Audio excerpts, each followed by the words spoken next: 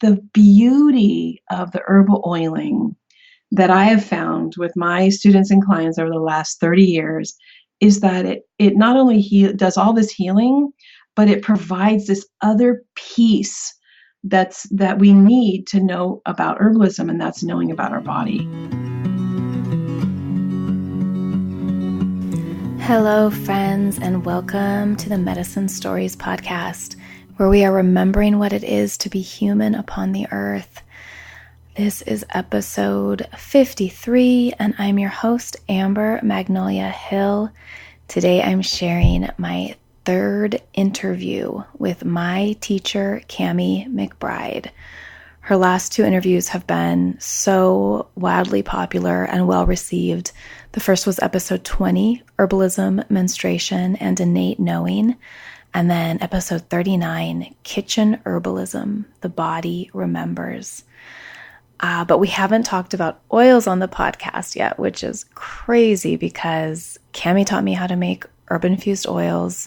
They've been a huge, huge part of my life and have improved it vastly on so many levels. And Kami's the master, so I'm just so happy to finally have her on to talk about this. I did talk about them in episode 23, The Profound Medicine of Herbal Body Oils, but we just get so much deeper into it today with Kami. So as she says in this episode, every woman throughout time has taken some kind of plant and some kind of fat, put it together, and used it as some kind of medicine. I love that. And the way I see it, herbal body oils are like the one remedy to rule them all. It's just the best intro into herbalism if you're new to it. I can't imagine a life without having many herbal body oils on my shelf. And I get asked about how to make them and how to use them all the time. And I'm so happy that my wonderful teacher, Kami, teaches this online now. So I have a place to send people, this is how you make them. This is how you use them, and learn from, again, truly like the master and an innovator in this form of herbal medicine making. So quick listener shout out. This is from Kelly Ireland, written in the Medicine Stories Facebook group. She said, just popping in to say thank you for pointing us in the direction of Kami McBride. She rocks and has given me the confidence I needed to get on with making the oils I want. So this early August time of year is when Kami releases her amazing free videos online, Healing Herbal Oils Workshop. It's a series of 3 videos. And when you sign up to access them, you will learn how to make fresh plant infused herbal body oil and how to make dried plant infused herbal body oil. So the link to that is going to be in the show notes. They're only available for like a couple weeks. So hopefully if you're into it, you're listening right when this episode comes out, because this is what people ask all the time. How do I know to make fresh or dried? And then how do I make fresh or dried? And what's the process with dried for extracting the most potent medicine? And with fresh, how am I preventing spoilage with all the little nuanced various things that can go wrong when you're working with a fresh plant in oil? It's almost like a chemistry experiment if you don't know what you're doing and what you're looking for and how to prevent that spoilage, which Kami taught me years ago, which people are posting about in the Medicine Stories Facebook group all the time, and which you will learn how to do if you watch these videos.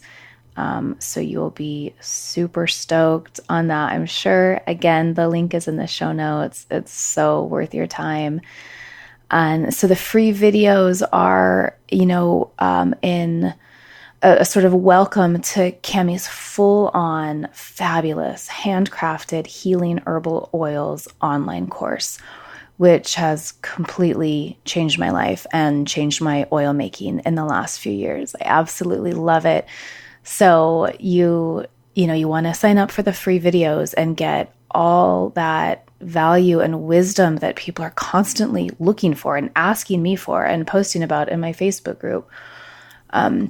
And then if you want to, and if you're able to, take it to like the next level and dive so much deeper into the online course, which you don't have to do if you just sign up for those free videos. But if you do, then you will receive my Herbal Body Oiling ebook that I wrote 4 years ago and that I just updated, called Herbal Body Oiling, Ancient Sacrament, Modern Necessity. So this is only if you sign up via my link, because of course I'm an affiliate for this course. I'm singing the praises of herbal body oils all the time, year round, for 10 years now.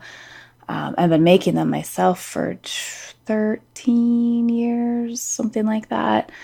If you sign up using my link, which is the one that you'll find in the show notes, then you'll get my ebook, which is, I don't even know how many pages it is now, 45, even longer, I think, since I just updated it. And what is included in this ebook is a little introduction to like welcome you home to yourself and this remembrance of really deep, profound, sacred self-care, like beyond just hashtag self-care. I talk about what others have had to say after using herbal body oils, just some like testimonials and wise words from other humans who are remembering this ancient technique, writing about what our ancestors knew about using fat on the body, telling a little bit of my story and how this overwhelmed mama with a highly sensitive nervous system found her medicine. And then we get deep into the functioning of the nervous system and how fats and oils, when applied to the skin, benefit, nourish the nerves. And then we talk about the lymphatic and immune systems, how to use herbal body oils, how to make fresh plant infused herbal body oils. So that's really what I have most experience in. It's only been in the last couple of years through Kami that I've learned more about the dry plant method. So this is just like my step-by-step methods for using fresh plant oils. And then a partial list of healing herbs and their medicinal actions, a little bit about different carrier oils, and then a conclusion, some action steps for like first steps forward from here, some resources, notes, and suggested reading. And then I have 2 bonuses. The first is called What is the Difference Between Herbal Body Oils, Essential Oils, and Flower Essences? So it's really just breaking down some very often confused categories of herbal medicine for people who are new to the plant path. And then the second bonus is all about oil pulling, which I love doing so much. Really haven't done since my youngest was born 3 years ago, because as if I have 20 minutes in the morning to myself to not be engaging and talking while I have oil in my mouth. But I love oil pulling and I can't wait to get back into it.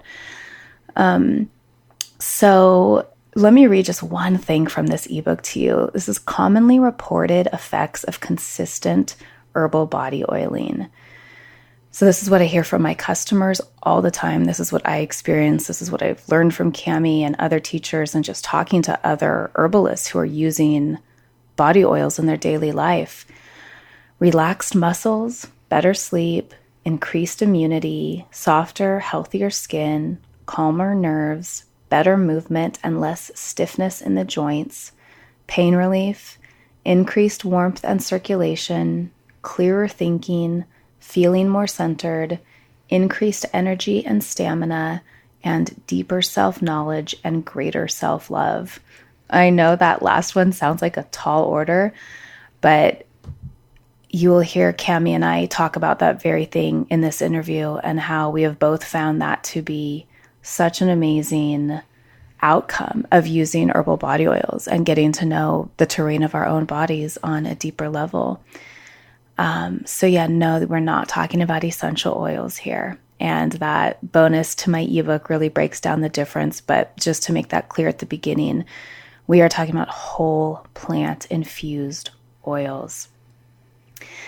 So before we get into it, I am happy to announce that our St. John's Wort Herbal Body Oil is finally back in stock. We sold out early this year, back in the spring. We made a lot more this year. We searched high and far in the Sierra for beautiful, happy stands of joyful yellow St. John's wort flowers just dripping with hypericin. And the hypericin is the medicinal constituent of St. John's wort that you can see come out in the oil when you infuse it. And it's what gives it that deep, deep red color. That's how you know your St. John's wort oil is super potent and going to be so effective for so many things. I'm not even going to talk about it because Kami and I talked about it when we recorded this interview a few weeks ago. But listen until the very end of the episode and I will give you a 10% off coupon code if you would like to score some St. John's wort oil for yourself and experience the magic, the medicine, the pain relief, the relaxation, the help with insomnia that St. John's wort so effortlessly imparts when we use it. I can't imagine going a day of my life without St. John's wort oil, truly. And it's just a really good feeling to have it back in stock because so many people have been waiting for it because it makes their lives better every day in so many ways. So just briefly in the episode, Kami mentions Dr. Ladd. And I realize some people surely will not know who he is. I only do because, well, I'm an herbalist. But he's a well-known Ayurvedic physician and teacher who Kami studied with, Dr. Vasant Ladd. And I'll put a link in the show notes, of course. And then want to let you know that we ended up recording like the beginning and the ending of this episode on 2 different days, a couple weeks apart because of some sound issues. So there's a little bit of repeat, like not much at all, just a couple seconds worth, but maybe enough to make you go, wait, she just said that. Why'd you say it again? But that's why, because we recorded them a couple weeks apart. And then there's a little bit of like glitchy sounds at the end. It's not too bad, but just so you know, my audio guy is amazing and he'll probably make it sound a lot better to you than it does to me at this moment. So, all right. That was a good intro. I think I said everything I needed to say. Listen to the end to get a 10% off coupon code that's going to expire August 19th, 2019 for the St. John's wort oil. And check out the link right there in the show notes to sign up to receive these 3 free videos. And like they're long. It's very valuable and full of content that you will want to dip back in forever, and it will be yours forever. And then, yes, you guys are just going to love it. I'm so excited to hear the feedback from this one because I know how much herbal body oiling changes people's lives, and I know how many questions folks have since I get them all the time, and that this can seem like a confusing and overwhelming area of herbal medicine, and it really isn't. And Kami is just the perfect guide to bring all of us into this deeply profound and beautiful healing medicine. So, all right, let's listen to the interview with my beautiful, wonderful, wise teacher, Kami McBride. Hi, Kami. Welcome back to Medicine Stories. Oh, Amber, so glad to be here. Thank you for having me. Yes, anytime, all the time. I invited you on today to talk about our shared favorite herbal application, which is body oils. And yeah, I oiled up a little bit before we got on the call today. So you taught me how to make and really how to use whole plant infused body oils 12 years ago. And it immediately dramatically changed my life. And so now I am curious, who introduced you to this and how did it affect your life? Oh gosh. Well, the thing is, well, first was Rosemary, Rosemary Gladstar, back in 1986. And then I learned a lot more also from Michael Moore. And the thing is I was going to herb school and massage school at exactly the same time. And so I'd go to massage school and we'd slather this totally toxic petroleum stuff that was like an oil slick that you could feel for days on your skin. And then I'd go to herb class and Rosemary would say, well, don't put it on your skin if you can't eat it.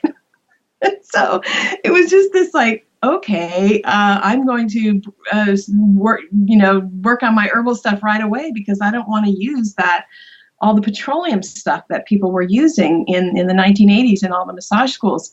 And so I started making herbal oils right away. And there wasn't a lot of mentoring. And so I made every mistake possible more than once, multiple times. And I was terrified of using something on somebody that wasn't good for them or that might not be good for them or that they would have a reaction to. So I got really into it. I really watched my oils. It just became an obsession for me to make really shelf-stable oils that didn't go bad because I had so many oils that went bad in the beginning, and also to just my clients they just loved it and they asked for more, and so I really got into just making all kinds of oils and blends, and it's just been amazing. I love these oils. I love the herbal oils so much. I've seen them just have such an incredible impact on people. Yeah, so could you feel the difference right away between your herbal oils and the petroleum-based oils that you were using? Like, did they feel different on your body?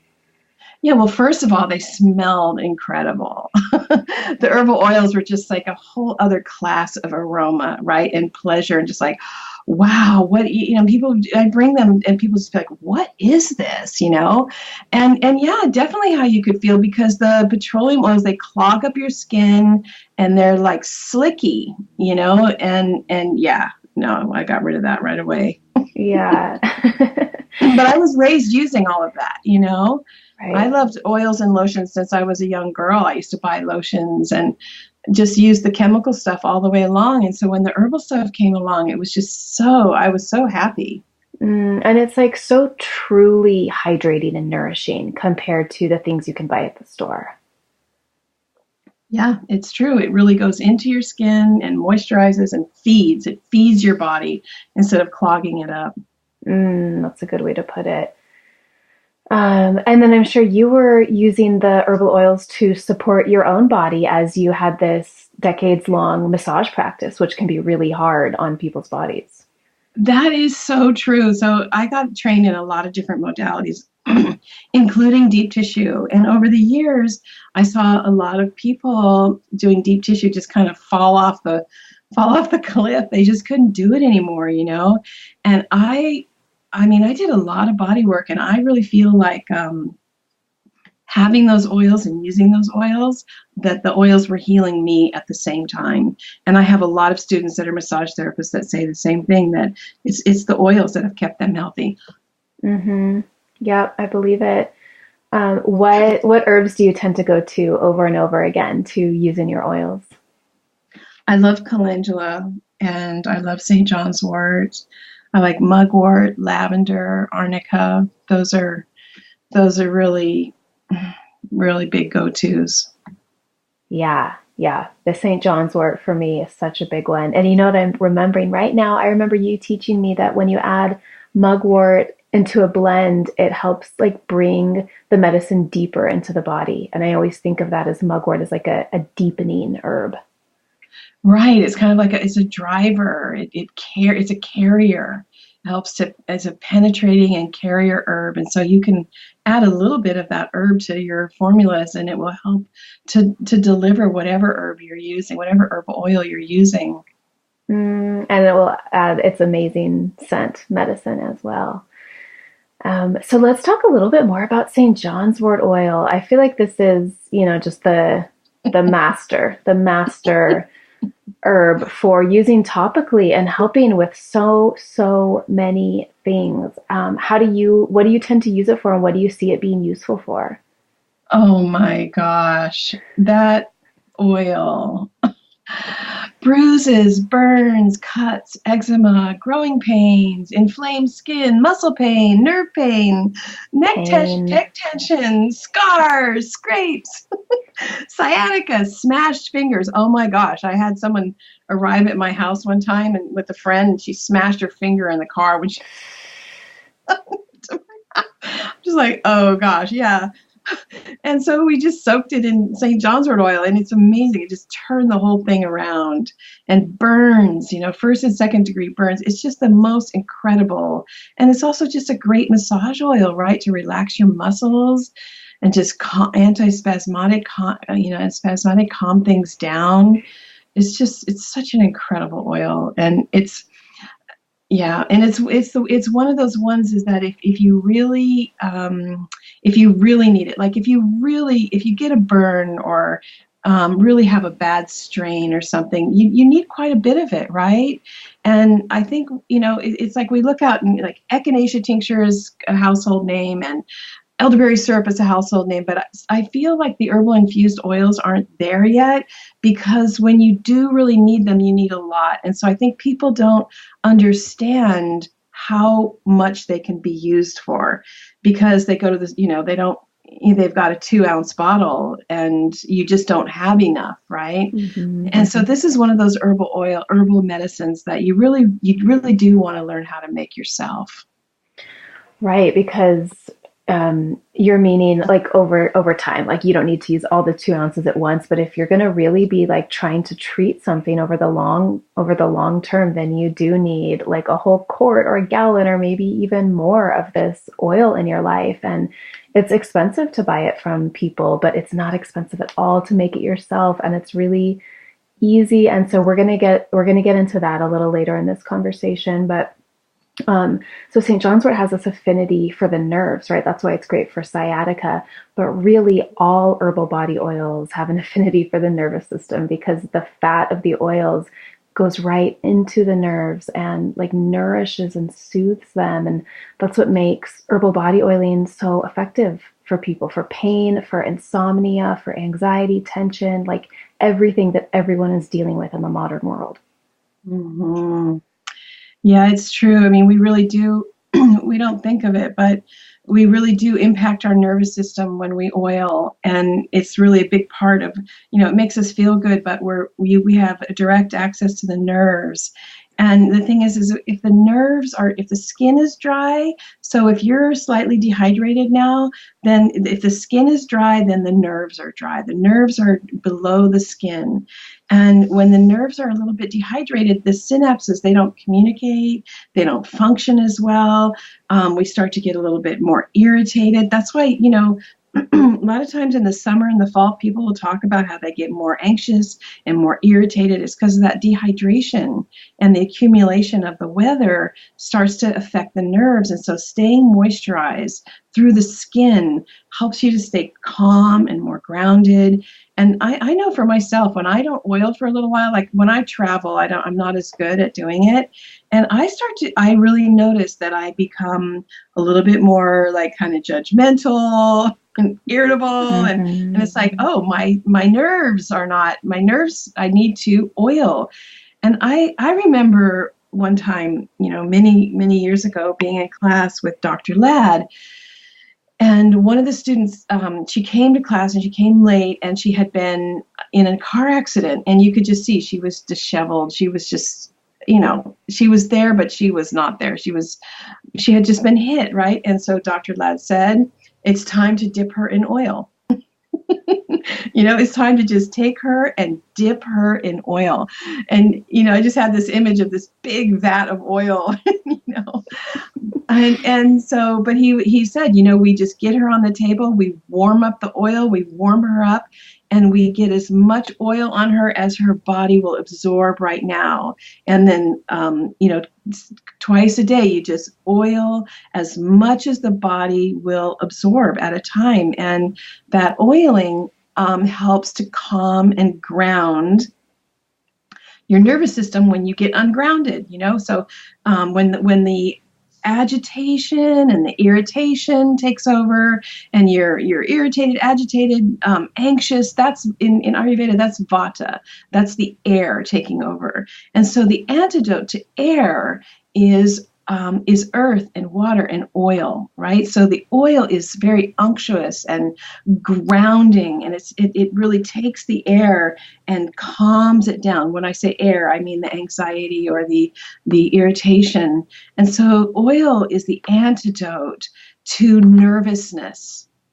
We don't think of that. We think like, oh, I'm anxious, I got to meditate or whatever. Yeah, that's all really good, but oiling is seriously as good as meditating. It really helps to settle the nervous system and bring it back to a parasympathetic state. Or we also think like, oh, I need to take something, like it could be like a pharmaceutical or even smoking weed or just like a lemon balm tincture. But really, instead of taking something, we can just be putting something on our skin. Yeah, yes. And the thing is we're affecting the blood, we're affecting the nerves, we're affecting the lymph. And so it's a self-care, touching your body and putting these oils on your body. It grounds the nervous system. It also really nourishes the lymph system, because if your skin is dry, your lymph system is dry, is dehydrated, and the lymph system carries your immune system. So this is just a whole other way of thinking about our herbal infused oils, that it's not only our nervous, really supports our nerves and our mood, but the skin is an immunologic organ, right? There are billions of immune cells in the skin. I mean, the skin is packed with immune cells. So, so that like when you get a cut and a scrape, the immunity's there to just fight it off, right? So your skin, I mean, that's like, you get a cut, your immune system's boom, it's right there. So when we take care of the skin this way, we're also supporting the immune system, right? So it's cold and flu prevention, it's immune support. And that's just kind of something that most people don't think of. That's really, if that's just one thing that people can take from this, that keeping your skin moisturized supports your immunity. Yeah, it's like in my ebook on herbal body oiling, I have this line that the nervous system is your body's interface with the rest of the world.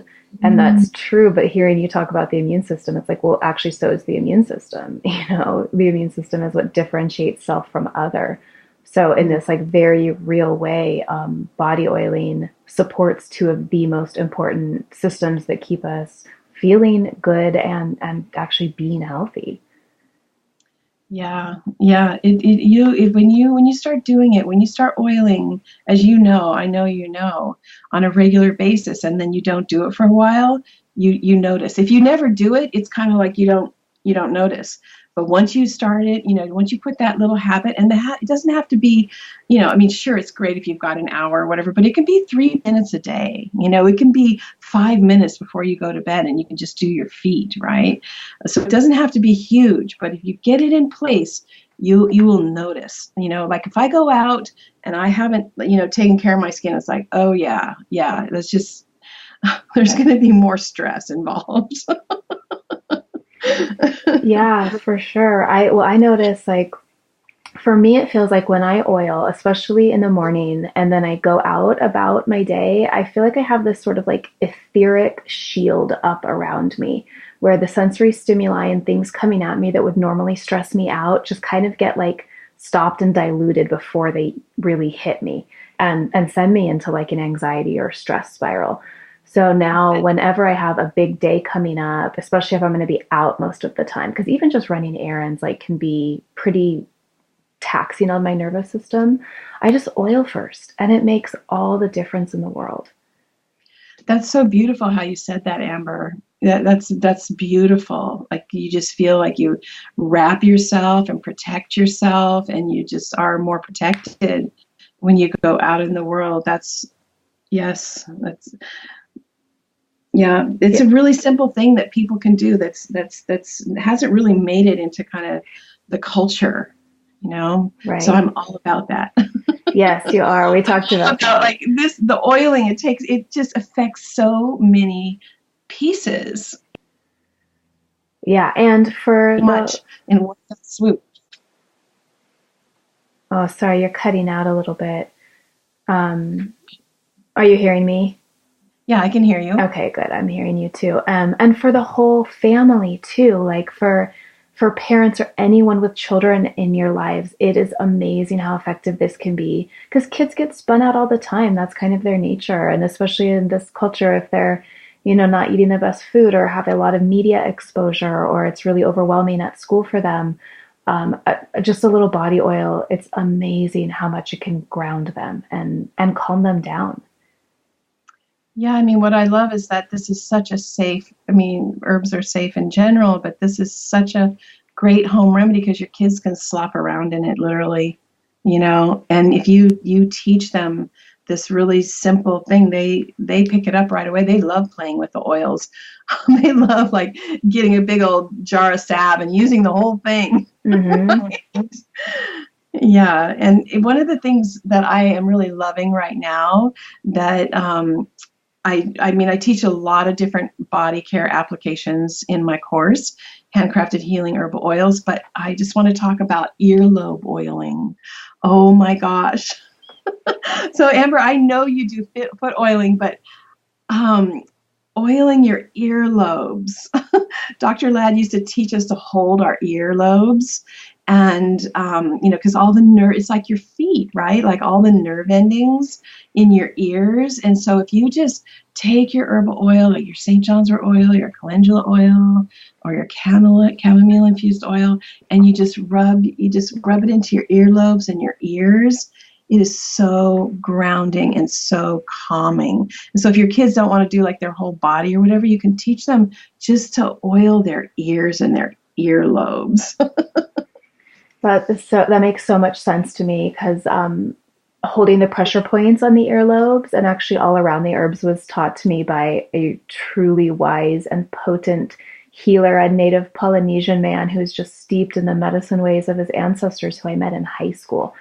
So that was one of his like hacks when I was really going through a lot of anxiety and anxiety attacks and a ton of stress during my college years, was like, pay attention to the ears and just like squeeze all around them. So that makes so much sense about the earlobe oiling. And you mentioned that to me recently. And then 2 nights ago, I spent the night in a hotel room in San Francisco. And I always have a hard time sleeping the first night away from home. And even though we had like the white noise machine, I had my heating pad and just had like everything, like my eye mask, set up for optimal sleep. I just laid in bed and finally at 3 a.m. I was like, oh, I have an oil with me. So I got out of bed and I oiled the soles of my feet and my ears and got back in bed and fell right asleep. Oh, of course. Yeah. Oh, that's good. Yeah. Puts you to sleep. Puts you to sleep. I do the same thing. If I wake up in the night and I'm like, I oil my feet. I put my socks on, I go, and it puts me to sleep. Yeah, and I think that's a really important thing to touch on here. We did talk about the nervous system and anxiety and things that everyone is going through, but related to all that is sleep. And so many people are dealing with sleep issues. And I have heard from just dozens of customers who have bought body oil from me, and especially St. John's wort oil, although really like any body oil will work, say that if they just oil before bed, it makes all the difference in the quality of sleep they get that night. I know, such a simple thing, right? Such a simple thing. Yeah. And, we know that many traditional peoples throughout the world really, when they slaughtered an animal and they took the organs and the parts they were going to use for food, and then they would render the fat and they would use it on their bodies. They knew. Of course they knew. Yeah, I mean, this is as simple as any person anywhere in the world taking whatever herb and whatever fat they have access to and putting it on their body, and just that intuitive knowing that the fat is so good for us, And, the other thing that I just really love about the herbal oils and the body oiling is, I know a lot of people listening, we're all into learning home herbalism. We're all into healing and building our home herbalism skills. And the thing is that herbalism, it's not just about learning about the herbs. The thing is it's about learning. It's about developing body literacy. So it's a pretty big thing to learn about the herbs, the earth, and your body, right? And so it's like, it's hard to learn herbs when you like wait till you're sick and you have like, oh, I need this herb, but how do you know how much to take? I mean, there's actually nobody that can tell you how much herbs to take and how long to take. I mean, even when medical doctors, when they prescribe medicine, it's they're using statistics to tell you how much and how long to take it. They don't even really know, and a lot of them don't agree, right? And so body literacy is a huge part of being able to implement home herbalism, listening to your body, understanding, tracking, right? It's kind of like, you hear the birds every day, right? But you can hear them your entire life, but you don't know you don't know what they're saying unless you really put some effort into it. Same thing with your body. Your body is talking to you every day, but if we weren't raised learning how to listen to it, then it's like just like bird song.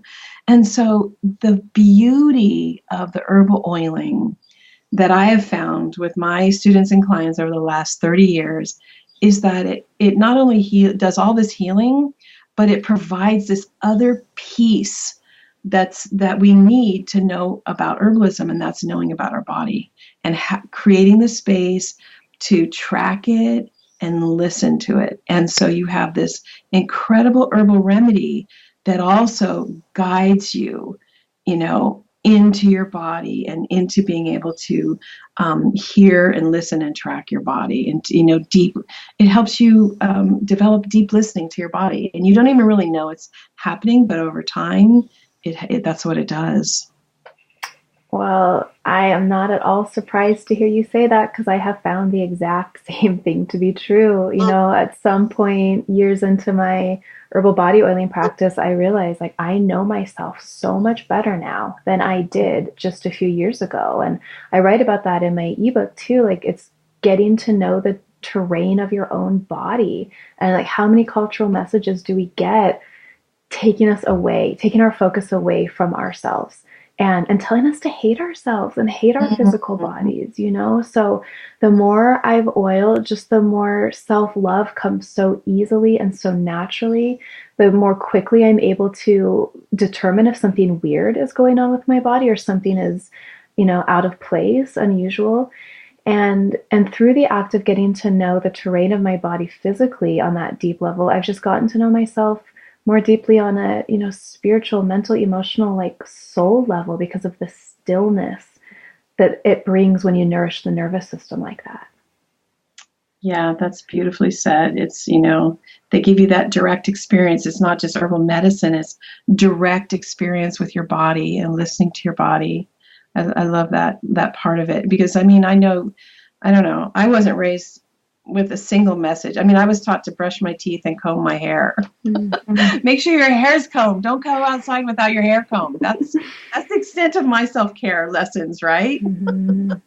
And so it was about, the weather or the traffic or getting whatever. There was not a single message. And so I'm just it's been a lifelong work to do that, to learn to listen to my body. And I know we all have, there still is not body literacy being taught in our schools and hardly anywhere in the culture, right? And so how are the young people in your life going to learn that? That's the question. What do we bring into our homes that teaches them that? Right, because now it's not just the weather and the traffic reports that are vying for their attention. It's, the pings going off in their cell phone in their pocket every 3 seconds. It's true. It's a lot more complicated. Yeah. So yeah, I love that you really focus on this. And we talked about this the first time you were on the show too, is embedding self-care into the home culture. And body oiling is such a good way to do this. And it makes me think about how, I read you say somewhere that you have oils everywhere in your house and even in your car. I do. I have oil in my car for when we get stuck, and I'll just oil my hands or the back of my neck, But we have oil in our living room too, because when we're sitting, we have family check-ins in the evening. My son's a teenager now, so now it's we're not hanging out, we're checking in. Uh-huh. We're going over the schedule. And so it's the oils are in there. So we'll just he'll be oh, there's your foot. Okay. Let's, it's just there. Right. And then next to my bed, I have a lot of oils next to my bed, because that's where it all really happens. Right before I go to bed is when I do most of my oiling. So, and then I have flannel sheets that I cut up and just put it on the bed, so it doesn't get all over the place. And yeah, you want these little reminders around the house. Just keep your oils. They're little workhorses that you can have everywhere to help you. They're little allies, little bottles of allies all over the place. Yeah, yeah. I keep some in my workspace that I'm in right now and next to the bathtub. I'm a frequent bath taker and I add a little bit of oil to almost every one. Mm. And then I'm thinking about keeping it in like in your purse too when you're going places. And of course, I would never travel without a bottle. Never. I mean, because you're traveling, you're either sitting in a car or sitting on an airplane, probably. And, both of those things long term or even short term for flying really do a number on my body. But having one in your purse or on the go, I'm remembering this story that I heard you tell once about your great aunt Jackie.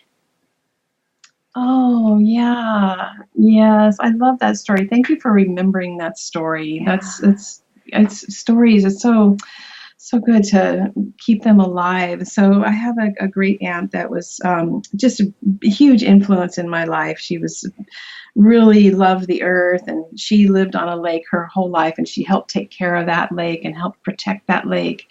And so one day, so I always went and visited her. She lived about 2 hours from me, and one day my husband and I, we stopped by to see her, and we came in and she was just laying on the couch. She looked like she was dying. She had a cold, and she was just laying there, and we came in, and I could tell she was dehydrated, and her body was cold, and her skin was so dry.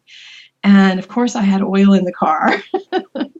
And so we made her some tea, and we made her some soup, and I started oiling her hands. First, she was like, what are you doing? And then eventually I got up her arms and her feet, and I just started oiling, and I oiled her. And it was like watching someone come back from the dead, she smiled, and she cracked a couple jokes, and you could just tell that the hydration and her skin, just moisturizing her skin, it just made her feel so much better. And it was such a simple thing that we could do. I love thinking of her just, she cracked a smile while I was rubbing her feet. That brings me back to what we were talking about earlier too, about just getting to know the body, and how when you get into herbalism, you realize not only are you learning about plants, but you're learning about the human body. And how many people would not ever notice the dryness of another person's skin? Like you noticed that her skin was dry because you're a healer, and because you loved her and cared about her, that was something you were able to tune into and then have this really simple remedy for that could make her feel so much better in that time of need. Right. And that's something that we all can just really that's a simple thing that we can all take away from our conversation today, is that you just start to notice the skin of everybody around you. So whenever anybody that I know comes up to me, like, I notice what's happening with their skin immediately, with just unconsciously, just intuitively. And so it's just something that you become aware of. Like the signs of dehydration, a lot of times we know the signs of like chapped lips, but to just have the skin be one of the things we track for when somebody around us says, oh, I'm not feeling that great. Oh, well, let's look at your skin. Yeah. Yeah, I love that. The people I know who have been like deeply trained in Ayurveda and Chinese medicine and other forms of systems of healing like that, they just assess people immediately when they walk up, like, oh, did you notice this and that about her? And I'm like, wow, that's so amazing, that because most of us just aren't looking for signs of health in other people's like faces, teeth, skin, countenance, the way that people have been trained to do that do. And I think it's really neat. So let's talk about how to make them. Okay. So I feel like you've really pioneered this. Like, you learn things from Rosemary, from Michael Moore, but you've just spent decades in the kitchen working on your oils and having a lot of failures that you've learned from and developing techniques that you share with people. And so I just get questions from people all the time about making herbal oils, and it's somewhat more complicated than other forms of herbal medicine. So I'm going to start out with a question that someone wrote to me to ask you, which was, is it like tincturing but with oil instead of booze? Is it like tincturing? Say it again. Yeah, to make an herbal oil, is it like making a tincture, but you just merely substitute the oil for the alcohol? No, it's not at all. Alcohol is really easy because alcohol just kills all bacteria. Oil harbors bacteria. And especially I'm seeing so many fresh plant oils. I've seen so many, especially calendula oils that are just not shelf stable and borderline. I was somewhere just recently and somebody showed me their calendula oil and I just said, oh my gosh, I'm sorry, but let's look at these signs, right? It's just smell it. And so it's not, the oil has many more steps and you have to pay more attention. You can make a tincture and throw it in the back of the cabinet and leave it there for a year. And it's most likely going to still be okay, because the alcohol. So no, the oils and you can learning to make shelf stable and potent oils. There are a lot of different steps to it. So no, it's not the same. It's not the same. It takes more attention and more time, but it's totally worth it.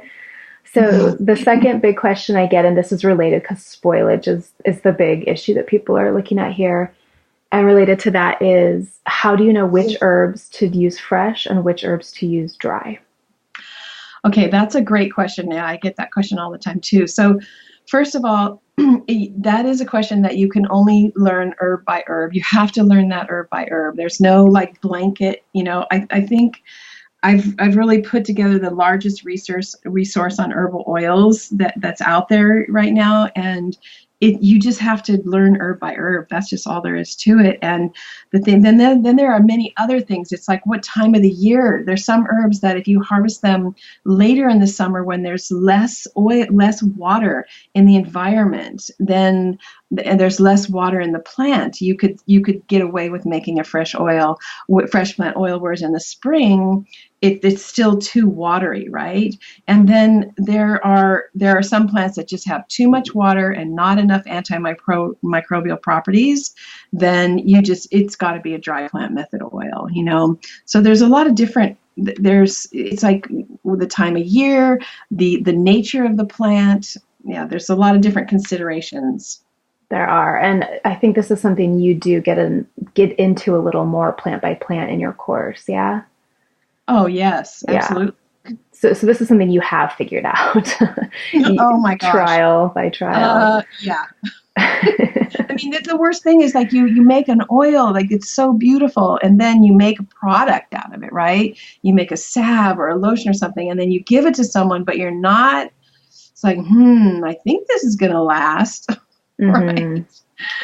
Right. So even if it doesn't mold as it's being made or immediately, there's still a chance that it will spoil really quickly once it's out there.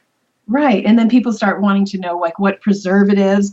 And it's like, well, okay, before we start wondering what all the preservatives we need, let's go back and make our oil in the best way possible so that it in itself has a shelf life, a stable shelf life, instead of just going, well, I'll just do it, whatever, or I'm not really sure, but let's just go for the preservatives. It's like, I actually don't use any preservatives in my oils. Yeah, me neither. So you do have this incredible dry plant method that you teach that, is not going to spoil. But then there are plants such as St. John's wort that really need to be used fresh. If you make a fresh plant St. John's wort oil, and then next to it you put a dried plant St. John's wort oil, as a friend of mine did once, and posted on Instagram, you'll see that the fresh plant is this deep red color. It has the medicine in it. It extracted the hypericin. And then the dried plant one is just like this dull yellowish orange thing. So that being one that really should be used fresh for optimal potency in medicine, what can people do to prevent spoilage when they're making fresh plant oils?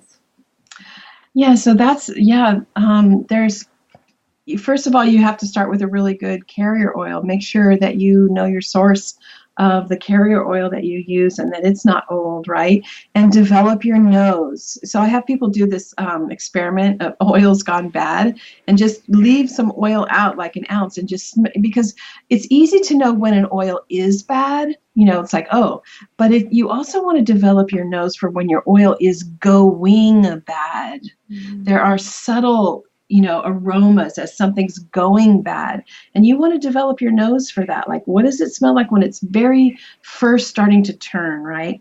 But the other thing is you want to avoid fluctuating temperature and exposure to light, exposure to oxygen, and moisture. So all of those things, how you store it, where you store it, how you use it, you don't double dip, you don't put your fingers in the oil, all of those things contribute to the shelf life of the oil. But really, it's starting with a good carrier oil, knowing your plant, and making using the method that's the best for that plant is really, unless you just leave your oil out in the sun, that's your best bet. It's just really making a good oil. What do you mean, unless you just leave it out in the sun? Yeah, so if you make your oil and then just give it total exposure, like leave the top off and leave it in the sun and let it just oxidize. The light and the oxygen and the moisture are really, those will turn your oils really quickly. Mm-hmm. So like you leave the top off outside or something. Yeah. Okay, that's what you just went over. You have an acronym for that. Yeah, it's called FLAM. I just made so FLAHM. So fluctuating temperature, light, air, heat, and moisture. FLAM. You do not want to flam your oils. It's really simple, but it's you got to put it all together, right? Yes. Okay, so I'm thinking about that acronym right now, and for me, it's pretty easy to take care of most of those. Don't put it in the light. Easy stuff. But the air is really what comes up for me mostly, or used to, with molding. I haven't had an oil mold in years and years because I do what you taught me, which is I constantly check them. Like every single day I check them. But what can happen with the fresh plants, and again, you taught me exactly how to take care of this, so we do it. But they like rise. The oil rises up over time and then spills out, even if you've got your lid on really tight. And then it kind of recedes and goes back down again and leaves air in there, even if you poured the oil to the very, very, very, very top when you screwed your lid on. So we just have to be constantly checking, and we put a plate, or we put the things you put under potted plants in your house. We buy those like plasticky things to put underneath our jars now, and the oil spills over, and then that creates like a little bubble pocket of air, and that can cause molding. So every single day we check, we stir, and we top the oil off. Good. Yeah, that's good. And so it is somewhat, I don't want to say labor intensive, like it's not that hard, but it definitely takes attention and time. And usually after the first couple weeks, that whole cycle stops and it settles in a way. But when I'm just hearing people all the time, and they post in my Medicine Stories Facebook group, it molded, it went bad. I'm like, it's the air mostly that I'm seeing come up for people. Right, because the plant pops up into the air, and then it's where the air and the water and the oil meet, and you'll see the mold on the top. And that is also why I love the dry plant method, because you don't have to worry about that. Mm-hmm. Yep. But then you also have this brilliant thing that Michael Moore taught you about adding just a little bit of alcohol, a little bit of vodka when you do this for the dried method, but for fresh plant method as well. And we started doing that recently, and it makes a huge difference in how like active, bubbly our fresh plant oils are. Yeah. That's. I know we were just talking about it. I'm so glad that that helped you. Yeah, it just adds that like extra layer of preservation, and then also helps to bring out more of the medicine of the plant. Yeah, absolutely. Yeah, so another question that people ask both of us a lot, I know you have good perspective on, is solar infusions. It's really popular, especially with St. John's wort oil, to put it out in the sun. And there's a lot of controversy around it. Like, I, for one, don't do that because light, that's the L in flam, Right. light can break down oils. So what have you seen around this? Okay, this is such a good question. So, with my course, I've had about, I think, I'm not around 1,200 people go through my oils course now. And so I think I've heard every question possible. And this question is one that people argue over. And so I have heard every, like, the gamut of, like, no, you never put your oils in the sun. And of course, right, the light, right? And then I have people that are like, well, it doesn't work if you don't put it in the sun. I've been making my oil in the sun for 30 years. And it works just fine and it lasts forever. And so I think this thing of, like, there's one way to make it just is not true. And what I noticed when I just kind of put all that, that argument, because it did turn into an argument for some people, I noticed that people that live in Arizona and Texas and in hot places, they don't use the sun, but the medicine makers in the more damp and like the Pacific Northwest, they do solar infusions. And they swear by them. And so a lot of it has to do with how you were taught, your experience, and where you live, the climate. I think there's so much, we're looking for the one way to make an herbal medicine, but there's so much that goes into it. We have to think about our climate. The climate of our kitchen and the climate of where we live plays a huge role in how we make our medicines. I love that. I love that, it's not just this is the right way. It's one or the other. And I felt that way. Like, no, why would you ever do that? Oh, I know. I've watched people argue over it. Yeah. And then after I have like 200 people talking about it, it's just like, okay, I need to, like, figure out what's the thread here? What's really happening? And so that's what I came up with. And then, I loved watching, there was a video where Rosemary Gladstar was saying, we always put the lid on our herbal tea. And then Phyllis Light's like, we never put the lid on our tea. Take the lid off. And so then I'm like, okay, that's it right there. Yeah. And I think that is something that's really good for people who are new to herbalism to understand, is that I always say herbalism is vast. And one of the ways it's vast is that there's really, like, almost no actual right way to do anything. And everyone has their own ideas about how to do it. Traditional peoples have done it differently in different places around the world forever.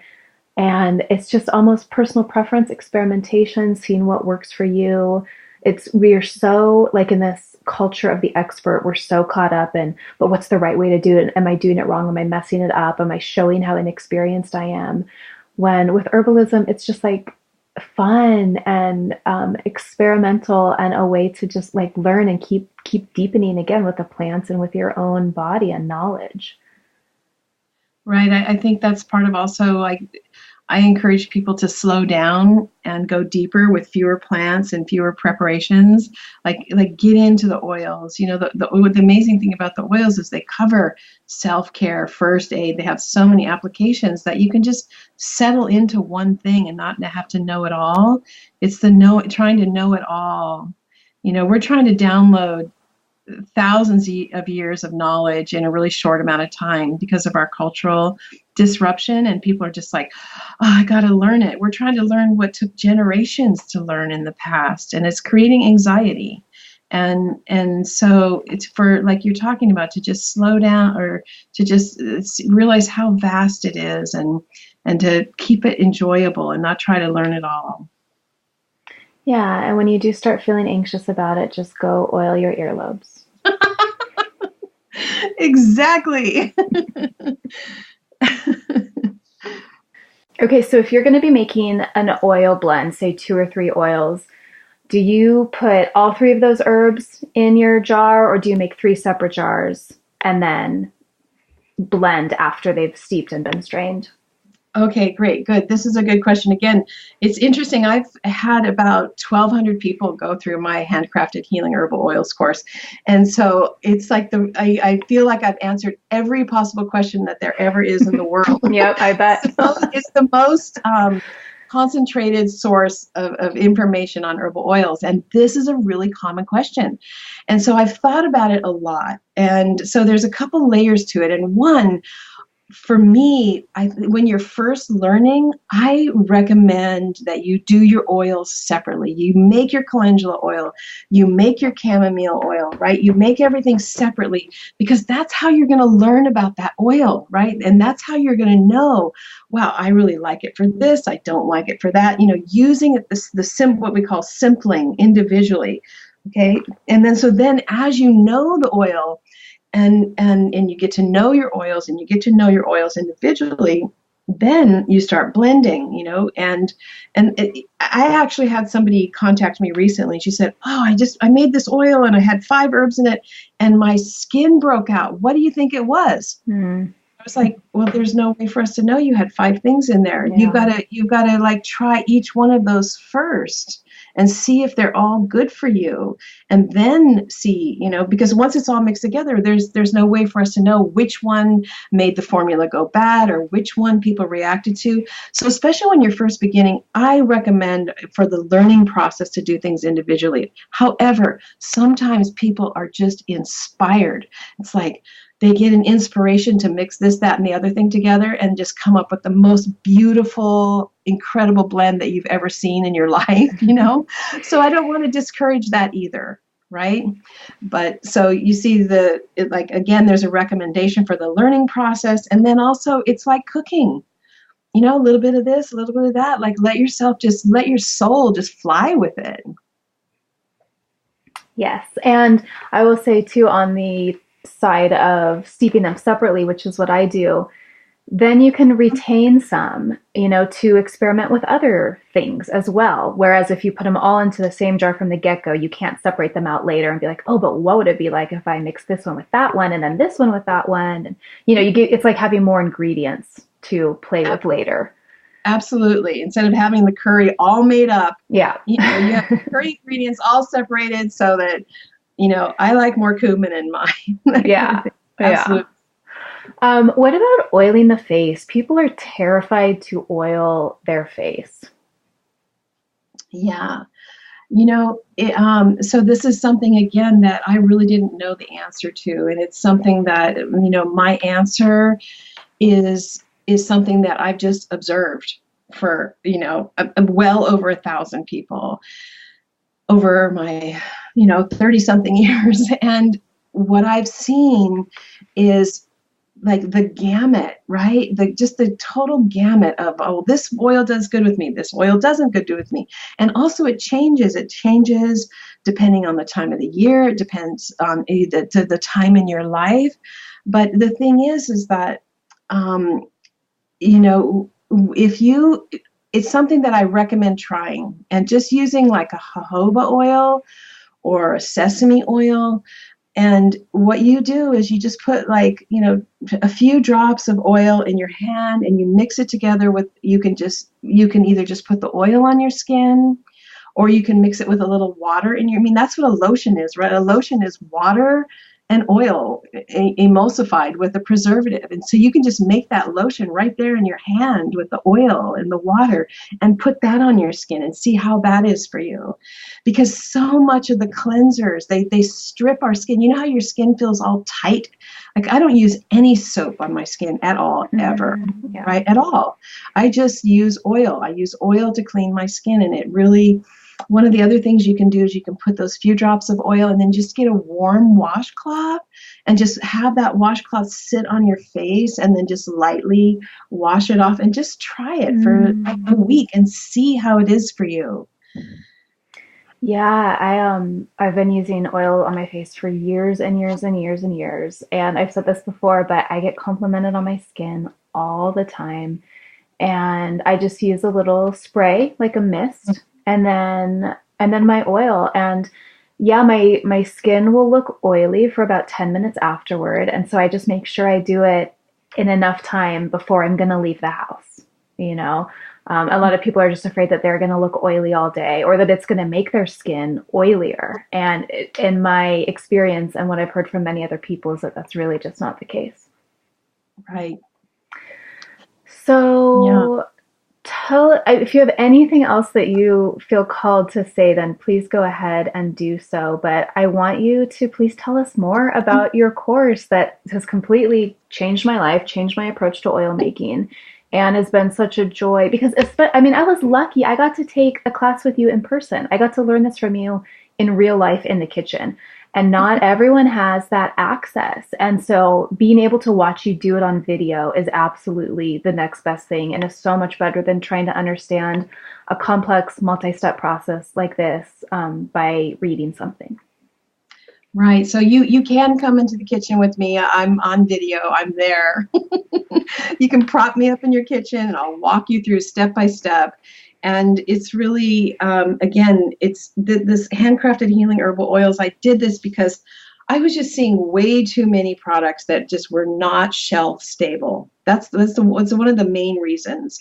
There were just too many not shelf stable products out there. And then the other thing is that there's just the incredible obsession with essential oils. It's like we can get back to, I mean, every woman throughout time has taken some kind of plant and some kind of fat, put it together and used it as medicine. Yes. Right? In a really inexpensive way. And that's what this is about. And the thing is that, as herbalism explodes and just is becoming so much more of what's happening out there, I'm seeing so many products, but I'm not really seeing people nail their oils, their herbal oils. There's too many experiments. There's too many kind of oils gone bad. And also it's not really taking off. It's like St. John's wort tincture, echinacea tincture are household names, but our infused herbal oils are not. And I think the reason that is that in order for the oils to really work for you, to be able to really use them, you actually need a lot. Right? You don't, like 1 ounce is just not going to cut it if you've got some nerve pain, right? Right. And if you've got a sprain, two ounces is not going to cut it. And so I think that part of the reason why people don't really know how powerful the oils are is because they haven't worked with enough. Right. And you don't mean you're going to use that 2 ounces in one sitting. You mean like over the course of weeks or months, you really want a consistent supply. Right. Yeah, you want a consistent supply. And also if you hurt yourself and you have a contusion, you're going to be applying it 4 or 5 times a day. Or if you have a burn, right, and you need to use St. John's wort, you're going to be applying, you just need more. And in order to have enough to have it really work, it's like you need to be making it yourself, Yeah. And so, because it's expensive, like I sell a 4 ounce oil for $42 and that's what most people are selling them for. And I could not run my business doing it less. I've really calculated this whole cost of goods sold thing out and that's it. And you can make so much more for yourself for so much cheaper than you're going to buy it from me.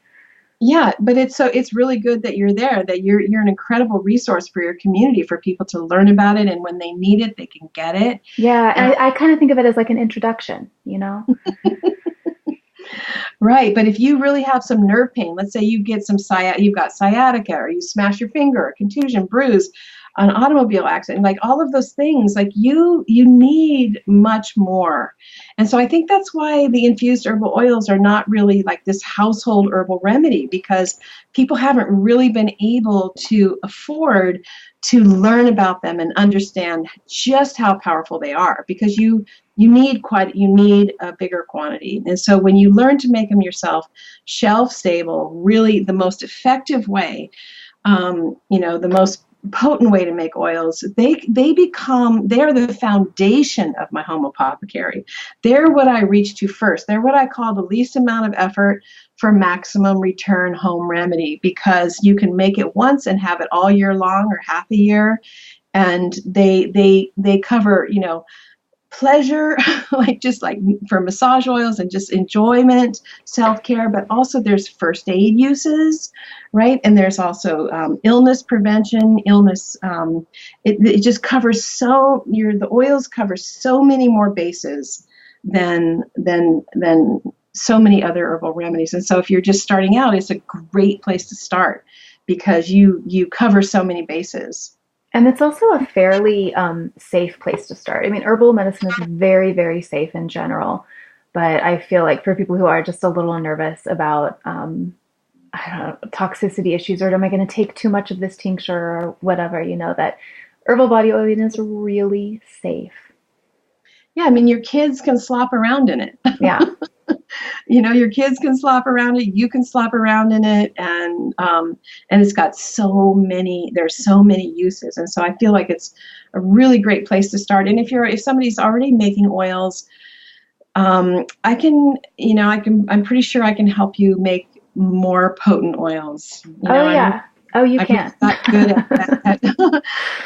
at what it takes to take an oil to the next level of potency and also the next level of shelf stability, which is really one of the biggest issues.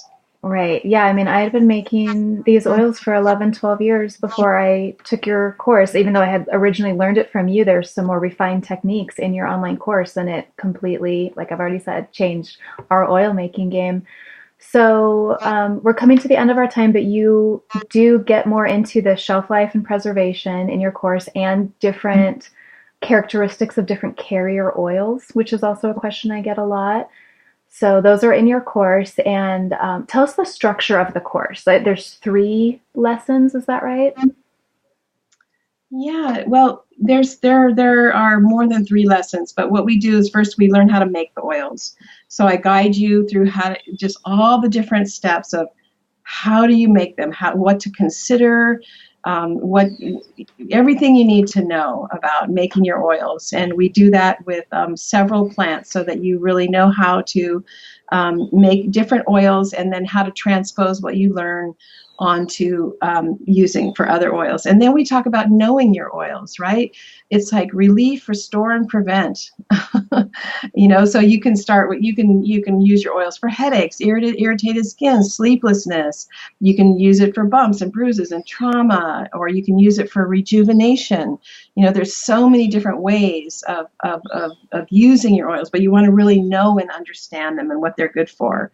And and like, when do you use arnica? When do you use calendula? And all that kind of like distinctions. And then there's applications, all the different, scalp oiling, ear oiling, nasal oiling, foot oiling, oil compresses, warm compresses. There's a lot of different ways to apply your oils. Okay. And then we go through self-care oil therapy and how you really do that and what that looks like, whether it be just like 5 minutes or if you have a once a week or once a month for more in-depth oil therapy. So yeah, wow. It's very extensive. And then I've just every question that everybody's had, I really try to get to the bottom of it. And so I've got all kinds of cheat sheets, like how to compare the different alcohols, how to compare the different carrier oils, where to get all the resources, right? And then I have a Q&A archive that's just over the top. And then also, what other oils can you make besides what we cover in class? Which herbs are best made fresh or dry? And so it really is the most extensive resource. If you're really wanting to take your home apothecary to the next level, or begin your home apothecary, or if you have if somebody has any kind of herbal practice or massage or healing practice, and you're not really using your herbal oils, there's just so much there. Yeah, and I want to make very clear too that you have a video on making fresh plant infused oils and a video on making dry plant infused oils, where you just go into every possible detail and troubleshooting with both of those methods on video. You can play on pause. Yeah. And then of course there's the downloadable PDF resources too, so you can have like that next to you when you're actually in the kitchen.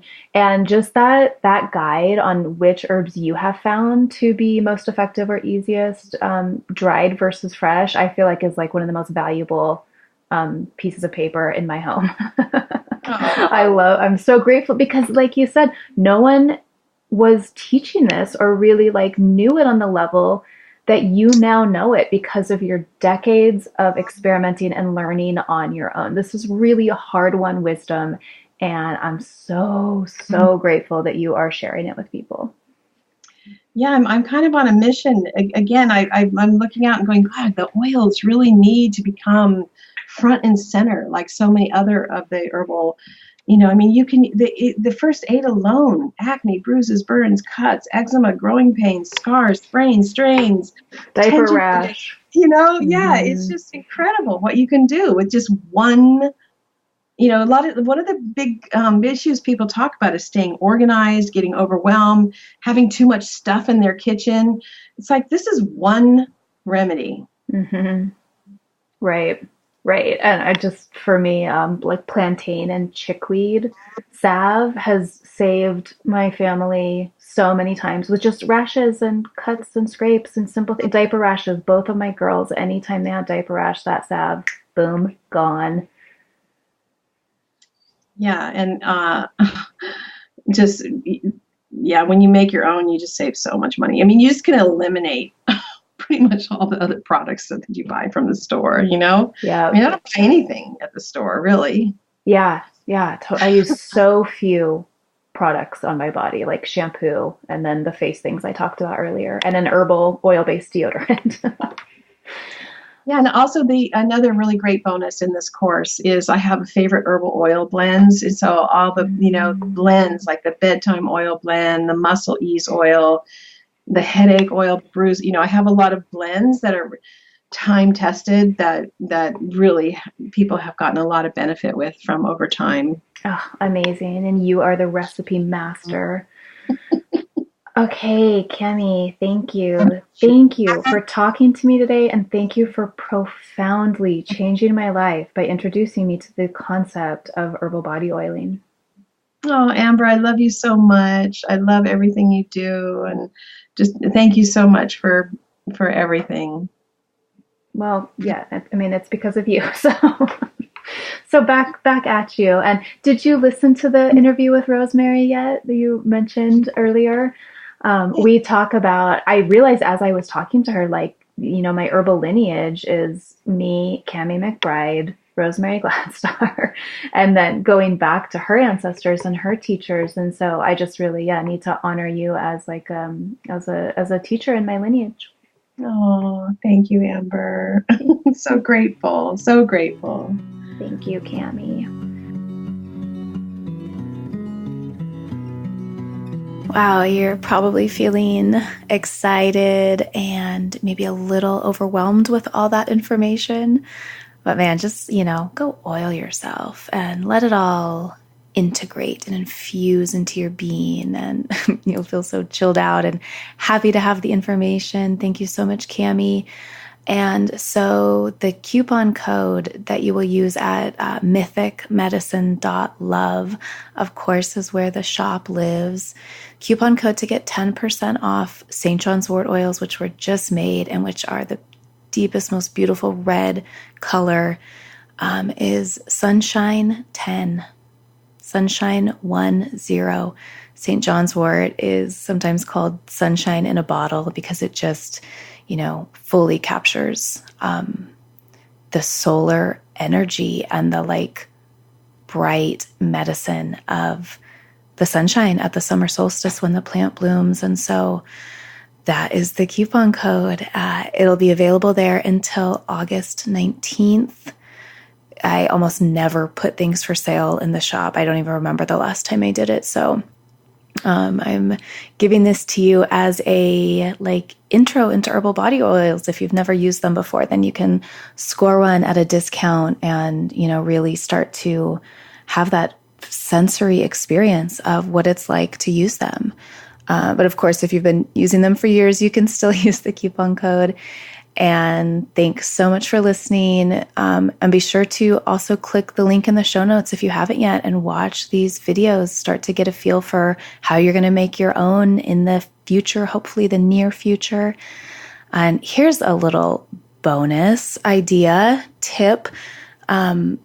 If by the time you're ready to make your own, things aren't quite blooming or at their peak as you would want them to be, which hopefully they still should be at this time of year, but some things will definitely already be past.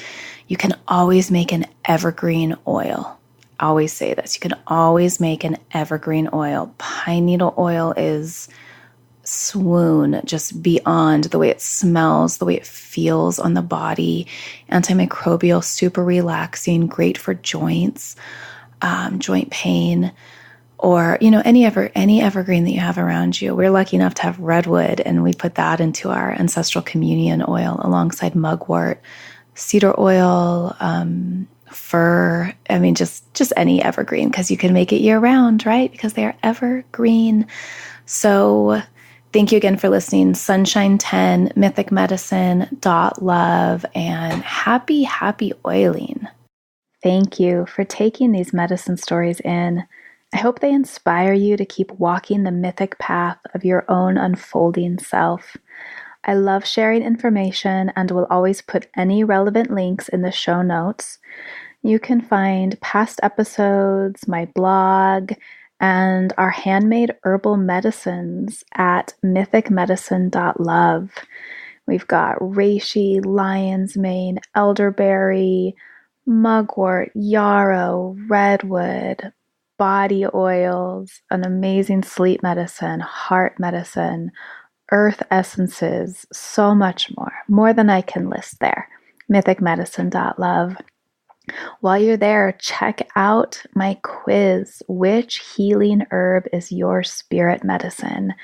It's fun and lighthearted, but the results are really in-depth and designed to bring you into closer alignment with both the medicine that you're in need of and the medicine that you already carry and can bring to others. If you love the show, please consider supporting it at patreon.com/medicine stories. It is so worth your while. There are dozens and dozens of killer rewards there, and I've been told by many folks that it's the best Patreon out there. We've got ebooks, downloadable PDFs, bonus interviews, guided meditations, giveaways, resource guides, links to online learning, and behind the scenes stuff, and just so much more. The best of it is available at the $2 a month level. Thank you. And please subscribe on whichever app you use. Just click that little subscribe button and review on iTunes. It's so helpful. And if you do that, you just may be featured in a listener spotlight in the future. The music that opens the show is by Marie Sioux. That's MARIEESIOUX from her beautiful song, Wild Eyes. Thank you, Marie. And thanks to you all. I look forward to next time.